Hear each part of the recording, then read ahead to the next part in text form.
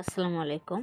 আজকে রোজ রবিবার 8 ফেব্রুয়ারি 2026। তো দেখুন আমার শাশুড়ি কামরাঙ্গা নিয়ে এসেছে আর দেখতে খুবই মন চাচ্ছিল খাইতে। তো এই জন্য আমার হাতে করা চাটনি এই যে এই শিশুটাতে ভরিয়ে রাখছিলাম, এখান থেকে একটু চাটনি নিয়েছি আর আমি এখন এইভাবে ভরে ভরে খাবো। জিহ্বায় সত্যিই জল এসেছে, তো দেখি কীরকম লাগে।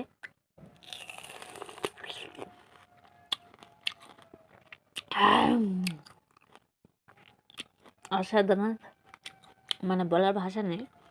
সত্যি আমি দুঃখিত যে বিসমিল্লাহ বলতে ভুলে গেছি, আপনারা সবাই মাফ করবেন। তো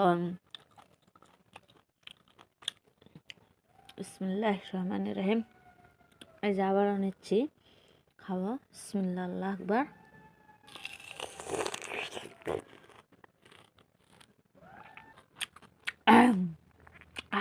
অসাধারণ স্বাদ।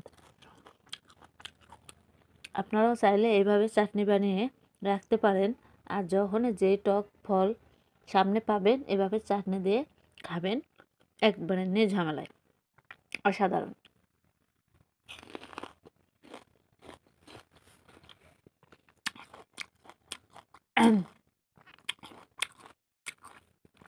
চাটনিটা বানানো হয়েছে শুকনো মরিচ ভাজা, জিরে, লবণ এবং সর্ষে, সবকটাই ভাজে নিয়ে পাটাতে বেটে রেখে দেবেন। আল্লাহ হাফেজ।